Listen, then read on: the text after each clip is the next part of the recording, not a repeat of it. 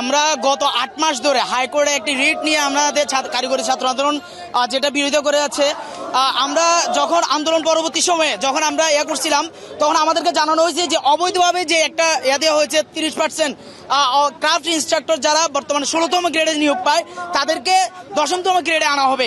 এই রিটের আলোকে রিট খারিজ করা হয়েছিল, কিন্তু আমরা দেখতে পারলাম কি রমজানের আগ মুহূর্তে হঠাৎ করে এই হাইকোর্ট এই দাবিকে 30% কোটাকে বহাল রেখে নতুন করে গ্যাজেট পাস করেছে। আমাদের 6 দফা দাবি। আমাদের প্রথম দাবি হচ্ছে এই অবৈধভাবে যে 30% কোটার ভিত্তিতে যে নিয়োগ, এই নিয়োগ প্রত্যাহার করতে হবে।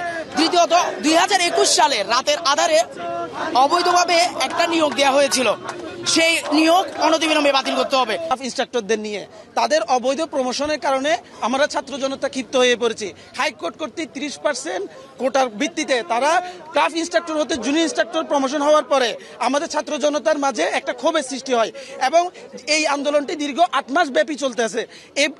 এর পরিপ্রেক্ষিতে আমরা পলিটেকনিক স্টুডেন্টরা পরীক্ষা বর্জন করছি, ক্লাস বর্জন করছি, এমনকি আমরা ফর্ম ফিল আপ সহ বর্জন করছি, কিন্তু আমাদেরকে প্রশাসন, আমাদের দায়িত্ববানরা কেউ আমাদেরকে কোনো প্রকার কোনো গুরুত্ব দিচ্ছে না।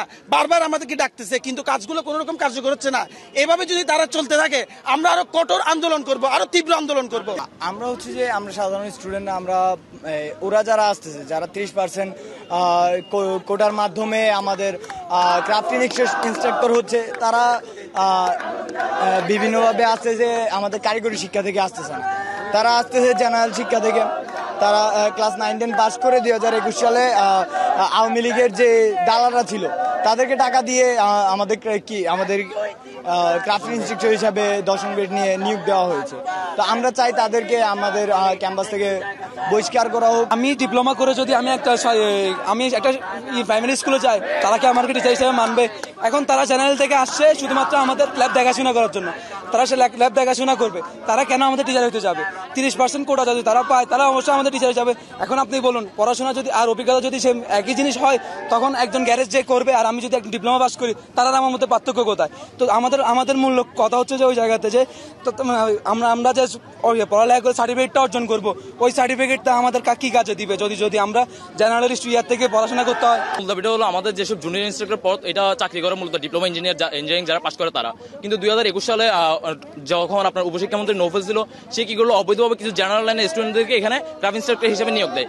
কিন্তু ক্রাফট ইনস্ট্রাক্টর যখন নিয়োগ পাইলো, তারা হুট করে রেড করা বসে তারা এখন জুনিয়র ইনস্ট্রাক্টর হিসেবে 30% কোটা নিয়ে তারা মানে জুনিয়র হিসেবে নিয়োগ পাবে। কিন্তু এটা সম্পূর্ণ আমাদের যখন থেকে পলিটেকনিক শিক্ষা ব্যবস্থা চালু হয়েছে তখন থেকে এই পদটাতে চাকরি করতেছে ডিপ্লোমা ইঞ্জিনিয়াররা। তো এখন তারা যখন 30% কোটা যাচ্ছে, এটা অবশ্যই তাদের অন্যায় আবদার, কারণ এটা চাকরি করতেছে আমরা। এখন আমাদের যদি এই চাকরিটা না হয়, তো আমরা কি করবো? আমরা তো 4 বছর এখানে পড়ালেখা করা আমাদের জন্য বৃথা। কারণ আমরা তো আপনার পলিটেকনিক শিক্ষার্থীরা কেন আসে? কারণ এরা এখানে দ্রুত জবের বাজারে ঢুকতে পারে, এই কারণে পলিটেকনিক মূলত শিক্ষার্থীরা পড়াশোনা করার জন্য আসে। কারণ এখানে যদি 30% কোটা সিস্টেম চালু করা হয়, জেনারেল স্টুডেন্টরা যারা ক্রাফট ইনস্ট্রাক্টর হিসেবে এসএসসি পাস করছে, তারা যে এইভাবে 30% কোটার মাধ্যমে আসে, তো তারা কি ডিপ্লোমা ইঞ্জিনিয়ারকে পড়াশোনা মানে ওরা আসলে জুনিয়র ইনস্ট্রাক্টর হতে যাচ্ছে? এখন ওই যোগ্যতা ওদের আছে কিনা, এটা হলো কথা।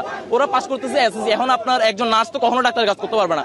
এসএসসি পাস করে কোনো একজন ডিপ্লোমা স্টুডেন্টকে পড়ানোর মতো যোগ্যতা তার নাই। বর্তমান অন্তর্বর্তী সরকারের মধ্যে আমাদের আরেকটা দাবি হলো যে প্রত্যেক বিভাগীয় শহর আমাদের প্রকৌশল বিশ্ববিদ্যালয় দিতে হবে। দেখেন, ডিপ্লোমা ইঞ্জিনিয়ারদের প্রতি কিরকম বৈষম্য এবং অবিচার করা হচ্ছে যে আমরা জাস্ট ডুয়েট, ডিপ্লোমা ইঞ্জিনিয়ারদের জন্য জাস্ট ডুয়েটই আছে, কিন্তু আমাদের প্রতি যে পরিমাণ আপনার জেনারেল শিক্ষার্থীরা একবার হেয় প্রতিপন্ন করে আমাদের চাকরির বাজারে আমাদের প্রতি বৈষম্য করা হচ্ছে।